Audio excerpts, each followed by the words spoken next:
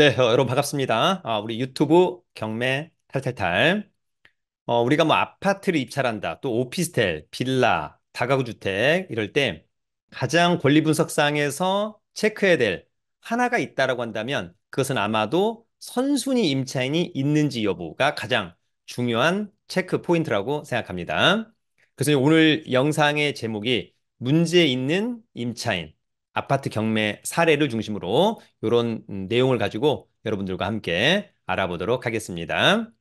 나중에 여러분들이 앞서 얘기한 것처럼 아파트를 입찰한다, 뭐 빌라를, 오피스텔을, 다가구 주택을 입찰할 때 선순위 임차인이 있으면 조금 더 조심해야 한다. 지난번에 한번 언급을 드렸는데 선순위 임차인이 있는데 배당 요구를 해서 배당을 다 받는다면 오히려 가장 나이스하죠. 왜냐하면 선순위 임차인이 배당도 받아서 문제가 없고 또 배당을 받으려면 명도도 해줘야 되는 거니까 전혀 문제가 없는 그런 부분이 될 수 있겠다. 그러나 선순위 임차인이 있거나 선순위 임차인처럼 보이는 사람이 있다면 입찰할 때 굉장히 조심해야 된다. 또, 떠안아야 되는 것도 문제가 있지만 또 대출이 전혀 안 될 수도 있다. 그런 부분들을 유념해서 오늘 영상 함께 보면서 공부를 좀 타이트하게 잘 해보기를 기대합니다. 자, 그러면 준비한 자료 보면서 함께 알아보도록 하겠습니다. 오늘의 주제, 문제가 있는 임차인. 조심해야 되겠죠? 아파트 경매 사례를 중심으로. 자, 여러분, 선순위 임차인을 조심하자. 지난번에도 언급을 했습니다만, 선순위, 말소 기준 권리보다 앞서서, 이게 이제 선순위고요. 임차인은 그냥 임차인이 아니고 대항력을 갖춘 임차인을 우리가 조심해야 한다. 다시 한번 정리합니다, 여러분. 우리가 이제 그 사건의 말소 기준 권리를 찾을 수 있어야 됩니다. 말소 기준 권리보다 앞서서인 거니까 그러면 근저당권, 저당권, 가압류, 압류, 담보가등기, 경매 등기 중 가장 먼저 이게 여러분 이제 먼저 선자 등기부에 가장 먼저 등기된 것을 우리가 그 사건의 말소 기준 권리라고 한다. 찾을 수 있을 것으로 보이고요. 또 하나 여러분 주택 임차인의 대항력은 언제 생기냐? 점유와 전입신고 둘 중에 늦은 날, 다음 날 언제 생긴다? 0시에 생긴다. 다음 날 0시에 생긴다. 자, 그래서 정리하자면 만약에 그 사건의 말소 기준 권리 찾아봤더니 등기부에 5월 7일 근저당권이 가장 먼저 등기돼 있다. 그래서 그 사건의 말소 기준 권리. 그런데 만약에 점유와 전입신고가 뭐 5월 7일 날, 5월 7일 날 돼 있다. 그러면 대항력은 다음 날 0시니까 요거보다 후순위니까 이런 임차인은 전혀 문제가 없다. 다만 5월 2일 그러면 대항력은 5월 3일 0시, 5월 6일 5월 6일 대항력은 5월 7일 0시. 얘는 이제 5월 7일 0시는 아니고 낮이니까 그러면 둘 다 선순위 임차인이 될 수 있다. 이런 임차인이 있다면 조심해야 된다. 그런 이야기를 하고 있는 거예요. 지난번에 한 말씀을 드렸죠? 대항력과 일단 확정일자는 아무 관계가 없다. 대항력은 둘 중에 늦은 날, 다음 날 0시에 대항력이 생긴다. 0시 중요합니다. 3월 7일 0시, 4월 9일 0시, 5월 9일 0시, 6월 8일 0시, 4월 10일 0시, 10월 9일 0시, 10월 10일 0시. 여러분 이해했나요? 점유와 전입신고 다음 날 0시에 대항력이 발생한다. 여러분 요거는 복습 다시 한번 꼼꼼하게 해주기를 바랍니다. 여러분 첫 번째 아파트는 성북구 장이동의 아파트입니다. 자, 이 아파트는 서울 성북구 장이동의 꿈의 숲 코롱 하늘채 19층에 위치한 아파트. 성북구는 이제 관할법원이 서울 북부지방법원입니다. 사건 번호, 물건 번호. 공급 면적 34평형, 전용은 25.67 대지권. 지금 요 면적에 최근에 어쨌거나 매매된 사례가 10억 정도 육박했죠. 따라서 감정평가액은 지금은 시세 비슷하다. 그러면 41% 떨어진 가격은 굉장히 싸 보이지만 그냥 싼 것이 아닌 것 같다. 그런 부분들을 잘 체크를 해야 됩니다. 지금은 여러분 뭐 추천 물건이 아닙니다. 이런 물건이 이런 문제가 있을 수 있으니까 조심해라. 지금 그런 이야기를 하고 있는 거니까요. 그래서 10억 5천짜리가 4억 3천까지 떨어졌다고? 와, 굉장히 싸 보이는데 어떤 문제가 있을까? 자, 이 아파트는 2018년산. 네, 지금 뭐 이런 게 중요한 게 아니고요. 어쨌거나 여기 보면은 이 사건의 말소기준 권리 2020년 6월 3일자 근저당권. 근데 요거보다 전입신고가 빨리 돼 있다. 선순위 임차인 요건을 갖추고 있는 거죠. 근데 그 사람을 아마 확인을 한 것 같아요. 보증금이 얼마? 4억 7,250만 원. 근데 이 사람이 배당 요구를 안 했어요. 그럼 여러분, 임차인은 배당 요구를 안 하면 배당을 못 받습니다. 그런데 이 사람은 선순위 임차인이라 낙찰자가 떠안아야 됩니다. 그래서 이번에 만약에 5억에 낙찰 받는다. 그러면 추가로 얼마? 4억 7,250만 원을 추가로 떠안아서 9억 7,250만 원에 낙찰받는 꼴이 되는 것이다. 아시겠죠? 그래서 만약에 앞서 얘기한 것처럼 지금 시세가 10억이라면 이번에는 4억 3천 최저가에 낙찰받으면 이렇게 하면은 한 9억 정도의 낙찰 받는 거라서 가능할 수도 있지 않을까? 뭐 이런 생각을 한번 해보기도 합니다. 어쨌거나 낙찰 받고 추가로 임차인을 떠안는다라고 하는 점을 여러분들이 꼭 유념하기를 기대합니다. 위치는 뭐 나쁘진 않습니다. 6호선 돌고 지역에서 뭐 걸어서 좀 멀죠? 예, 마을버스 근처에 예전에 이제 북서울 꿈의 숲인가요? 그죠? 예, 공원 상당히 좋고 지금 이제 새 아파트가 계속해서 들어오고 있다. 추후에 이제 광운대 입구역, 석계역, 더블역세권 뭐 이런 부분들 전반적으로 나쁘지는 않아 보인다. 권리 분석은 매각물건 명세서 자, 이 사건 말소 기준 권리죠? 이 말소 기준 권리보다 전입신고 빨리 돼 있다. 근데 선순위 임차인. 근데 이 사람 어떻게 확인했냐? 현황 조사 시 집행관이 만났나 봐요. 당사자. 그래서 나 보증금 4억 7,250만 원에 있다. 근데 선순위 임차인 요건을 갖추고 있는데 배당 요구를 안 했어요. 그러면 배당은 없어요. 그래서 배당은 못 받아요. 근데 낙찰자가 떠나야 돼요. 왜냐하면 선순위 임차인 요건을 갖추고 있기 때문에. 만약에 여러분 예를 한번 들어볼게요. 이 사람이 2019년이 아니고 2020년 11월 29일이에요. 그러면 요 말소 기준 권리보다 빨라요, 느려요? 느리죠. 이런 사람은 후순위 임차인. 후순위 임차인이 만약에 배당 요구를 안 했다. 그러면 이 사람은 경매에서 돈 한 푼 배당 못 받고 또 낙찰자한테 대항할 수도 없어요. 후순위라. 그냥 쫓겨나는 거예요. 최악이 되는 거죠. 그러니까 원칙적으로 임차인들은 반드시 배당 요구 종기일까지 배당 요구를 꼭 해야만 한다. 원칙적으로는. 네. 근데 이제 선순위 임차인은 해도 되고 안 해도 되고 이런 개념으로 이해하시면 좋을 것 같습니다.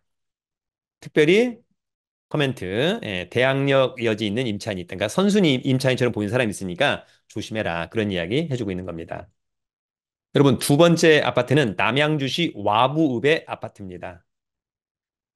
이 아파트는 경기도 남양주시 와부읍 도곡리의 강변 혜태 아파트 15층에 위치한 아파트고요. 남양주는 이제 관할법원이 남양주 지원이 있습니다. 32평형, 감정가 5억 300, 두 번 떨어진 반값. 일단 상당히 직관적으로 매력적으로 보인다. 84.96. 예, 그러면 최근에 매매된 사례가 4억 5천. 따라서 이번 최저가는 굉장히 저렴해 보인다. 그럼에도 불구하고 무슨 문제가 있을까 체크해야 되겠죠? 자, 이런 것들은 큰 의미가 없고, 자, 이 사건 말소 기준 권리 2021년 12월 8일자 근저당권, 요거보다 전입신고 빨리 돼 있어요. 이모 씨가. 그런데 이제 이게 소유자는 아니라는 거죠. 소유자였으면 이게 나오진 않는 거니까. 근데 아무튼 제3자가 선순위 임차인 요건을 갖추고 있어요. 근데 이 사람이 배당 요구도 안 했고, 또 권리 신고도 안 했다.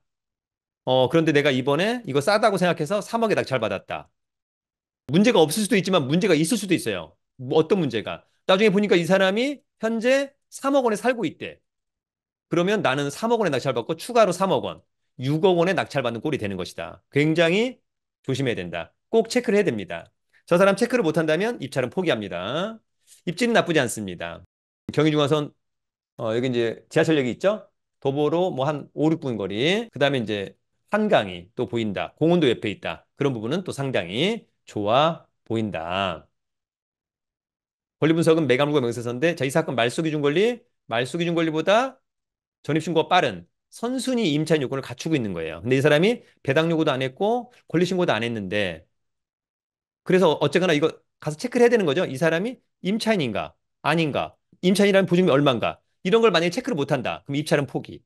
이거 확인 못하면 대출은 전혀 되지 않죠. 은행의 입장에서도 대출해 줄 수가 없어요. 왜냐하면 말소 기준 권리보다 전입신고 먼저 돼 있어서 선순위 임차인 요건을 갖추고 있어서 뭐 극단적으로 이 사람의 보증금이 6억 원이다. 낙찰자가 추가로 떠나야 돼요, 여러분. 그래서 이 사람 꼭 확인하자. 확인 못하면 입찰은 포기합니다. 아쉽지만 나머지는 문제가 없다. 자, 여러분, 오늘 세 번째 아파트는 수원시 영통구 하동의 아파트입니다. 자, 이 아파트는 경기도 수원시 영통구 하동의 광교 호반마을 21단지 4층에 위치한 아파트입니다. 관할법원은 수원지방법원이죠. 전용이 18.13이니까 수 24평형. 대지권이 엄청 많네요. 그죠? 감정평가액이 6억 3천. 엄청 떨어졌네요. 이 정도로 떨어졌다면 물건상의 하자가 있거나 권리상의 하자가 거의 100% 있다라고 이해하면 됩니다. 자, 요거 59.9이니까 요거 시세가 6억 7,500. 따라서 이번 최저가는 굉장히 매력적이죠, 일단. 근데 뭐가 문제가 있다. 무슨 문제가 있을까? 자, 여기 보시면 다른 거 다 차치하고 이 사건 말소 기준 권리 요 근저당권보다 전입신고가 먼저 돼 있습니다. 그런데 확정 일자가 아쉽게도 요 근저당권보다 느립니다. 선순위 임차인인데 배당 순위는 느려요. 그러면 이건 어떻게 되는 거냐? 이게 먼저 배당을 받고 남는 게 있으면 임차인이 받는 겁니다. 그리고 임차인이 못 받은 금액은 낙찰자가 책임져야 됩니다. 선순위 임차인이기 때문에. 그러니까 결론적으로 보면은 이제 얼마에 낙찰될지 모르겠습니다만 만약에 이번에 누군가가 만약에 뭐 한 3억 5천에 낙찰 받았다. 예를 들어서 그죠? 3억 5천에 그러면 이 근저당권자가 3억 1,560만 원 그냥 배당 다 받는다 치고 남은 금액 대충 뭐 한 3,500 남죠? 3,500 대충. 3,500 누가 받습니까? 임차인이 받습니다. 그럼 임차인은 그냥 3천만 원 받는다 치고 얼마 못 받았죠? 4억. 이걸 누가 책임져야 된다? 낙찰자. 왜? 말소 기준 권리보다 전입신고 빨라서 선순위 임차인이기 때문에. 아시겠죠? 그러니까 만약에 이게 이제 약간 아쉬운 건데 확정일자가 요거보다 만약에 빨랐다. 6월 14일이 아니고 6월 만약에 6일이었다. 예를 들어서 그죠? 예. 그러면은 이번에 만약에 낙찰이 뭐 한 4억 5천에 됐다. 그럼 배당은 임차인이 다 받아요. 근데 확정일자가 느려서 배당은 느리다. 못 받고 어찌 보면 선순위 임차인이기 때문에 낙찰자가 책임져야 된다. 이런 공부를 좀 여러분들이 해줘야만 할 것으로 보입니다. 위치는 뭐 좋은 편이죠, 여러분. 다만 이제 역세권이 아니라고 하는 것은 약간 아쉬운 점. 광교중앙역, 그다음에 청명역. 그러나 근처에 이를테면 호수공원, 이마트 등 여러 가지 면에서는 상당히 좋다. 역세권만 빼고 나머지는 상당히 매력적인 그런 곳이 아닌가. 권리 분석은 매각물과 명세서인데 이 사건 말소 기준 권리보다 전입신고가 빠르다. 선순위 임차인 요건을 갖추고 있어요. 보증금은 4억 5천만 원. 근데 배당 요구 종기일까지 배당 요구를 해서 배당을 받을 수 있습니다만 아쉽게도 확정일자가 요 근저당권보다 확정일자가 느려요. 그래서 배당은 얘가 다 받고 남는 게 있어야 임차인이 받는 거다. 다만 임차인이 못 받는 것은 낙찰자가 책임진다. 왜? 요 말소 기준 권리보다 대항력은 또 빠르기 때문에 이런 부분들을 꼭 체크합니다. 더불어서 나머지는 특별한 게 없는데 이 사건은 누군가가 낙찰을 받았었잖아요. 그래서 돈을 못 내서 다시 나온 재매각 사건입니다. 그래서 법원에서 야 이번에 이거 입찰하려면 보증금 옛날에는 얼마? 10%. 근데 이 사건은 20% 내야 된다. 이렇게 코멘트 해주고 있는 겁니다. 이런 아파트 경매를 내가 이번에 입찰하는데 보증금을 10%만 냈다. 입찰은 무효입니다. 왜냐하면 20% 내라고 그랬는데 10%만 냈다. 보증금이 부족한 거예요. 입찰은 무효. 그런 것들도 체크를 잘 해주기를 기대합니다. 여러분, 오늘은 이제 우리가 아파트 경매 입찰할 때 권리 분석, 선순위 임차인, 또 선순위 임차인처럼 보이는 사람이 있다면 조심해야 된다. 그런 이야기를 한번 해주는 겁니다. 실무에서 이런 사건은 많지는 않은 편입니다. 한 뭐 1, 2% 정도. 그럼에도 불구하고 있을 수 있으니까 이런 리스크가 있다라고 한다면 꼭 체크를 해야만 하고요. 문제가 있다면 여러분 입찰은 포기하는 것이 좋다라고 하는 점 아시겠죠? 무조건 싸다고 입찰하면 안 됩니다. 이러한 권리상의 문제가 있을 수 있다라고 하는 점을 우리 유튜브 경매 탈탈탈 구독자 여러분들은 꼭 기억하기를 바랍니다.